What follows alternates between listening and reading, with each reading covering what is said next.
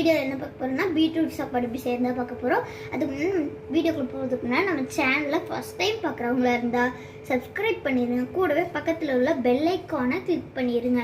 வாங்க நம்ம வீடியோக்குள்ள போகலாம். தேவையான பொருள் என்னென்னு பார்த்துடலாம்.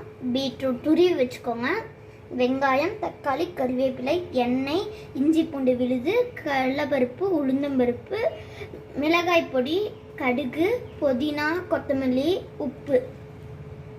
இது மட்டும் தான் நமக்கு இப்போ தேவை. வாங்க நம்ம எப்படி செய்யணும்னு போய் பார்க்கலாம்.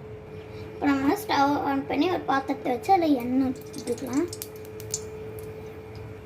ஓகே ஃப்ரெண்ட்ஸ், நாங்கள் வந்து இப்போ ஒரு 6 பேர் சாப்பிட்ற அளவுக்கு செய்கிறோம். அதனால எண்ணெய் வந்து ஒரு 50 மில்லி அளவுக்கு ஊற்றிருக்கிறோம். இப்போ கடுகு ஒரு 2-3 டீஸ்பூன் போட்டுக்கலாம்.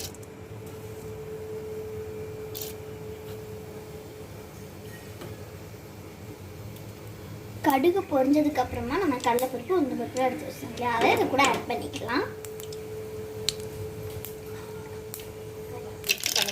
கடுகு பொரிஞ்சிச்சு, இப்போ கடலைப்பருப்பு ஆட் பண்ணி வதக்கிக்கலாம். இப்போ வந்து பொன்னிறமாயிடுச்சு. நம்ம இப்போ வெங்காயம்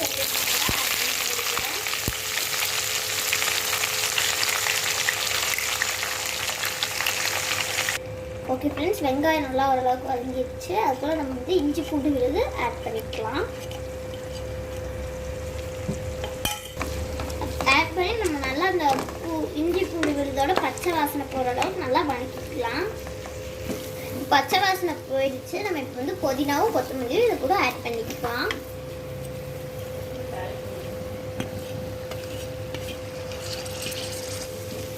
ஆட் பண்ணதுக்கப்புறமா இந்த புதினாவோட பச்சை வாசம் போகிற அளவுக்கு நம்ம நல்லா வதக்கி எடுத்துக்கலாம். இப்போ வந்து நம்ம வந்து மிளகாய் தூள் வந்து 2 ஸ்பூன் ஆட் பண்ணிக்கலாம்.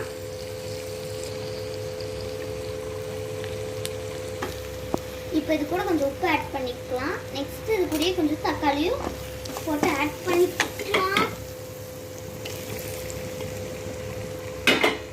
தக்காளி நல்லா வதங்குற வரைக்கும் இப்படி கிளறி எடுக்கலாம். தக்காளி நல்லா வதங்கிடுச்சு. இப்போ நம்ம வந்து பீட்ரூட் சேர்த்திக்கலாம்.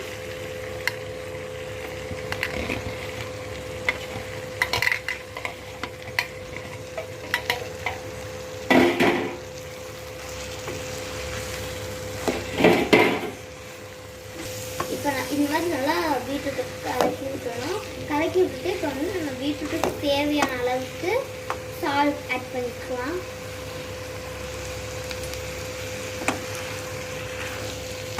இதையும் நல்லா கிளறி விட்டுடலாம். பீட்ரூட் நல்லா அப்படியே கிளறி விட்டுட்டு இதை வந்து கொஞ்சம் ஒரு 5 நிமிஷம் மட்டும் வேக விடுங்க. அதை அப்புறம் 5 நிமிஷம் கழிச்சு நம்ம பார்க்கலாம். பாருங்க, பாதி வெந்துச்சுது. இன்னும் பாதி வெங்கணும். தண்ணி ஊற்றாமல் அந்த எண்ணெயிலேயே வேகணும். அது ஃபுல்லாக வெந்ததுக்கப்புறம் பார்க்கலாம். பீட்ரூட் நல்லா வெந்துச்சு, எண்ணெயெல்லாம் பிரிஞ்சு வர ஆரம்பிச்சிருச்சு. அதனால நம்ம வந்து சாப்பாடு எடுத்து இது கூட மிக்ஸ் பண்ணிக்கலாம். இந்த சாப்பாடு உதிரியாக ஆகிறதுக்கு வேண்டி நான் வந்து உப்பும் நல்லெண்ணெயும் ஆட் பண்ணியிருக்கிறேன். உப்பு இந்த சாப்பாட்டு கலவை ஆட் பண்ணி எண்ணெய் வந்து நல்லெண்ணெய் வந்து 1 டீஸ்பூன் அளவுக்கு ஆட் பண்ணி குக்கரில் வச்சு வேக வச்சுருக்கேன். அதை வந்து ஒரு பிளேட்டுக்கு மாற்றி ஆற வச்சுருக்கேன். இதை வந்து நம்ம பீட்ரூட் கூட மிக்ஸ் பண்ணிக்கலாம். ஓகே, நான் வந்து சாப்பாட்டுக்கு தனியாக உப்பு ஆட் பண்ணியிருக்கிறேன், பீட்ரூட்டுக்கு தனியாக உப்பு ஆட் பண்ணியிருக்கிறேன். ரெண்டுத்துக்கும் அதுக்கு எப்போ செய்கிறோமோ அப்பப்போ அதுக்கேற்ற உப்பு ஆட் பண்ணியிருக்கேன். சாப்பாடை வந்து இது கூட சேர்த்திட்டோம். இதை வந்து நல்லா மிக்ஸ் பண்ணி எடுத்துக்கலாம்.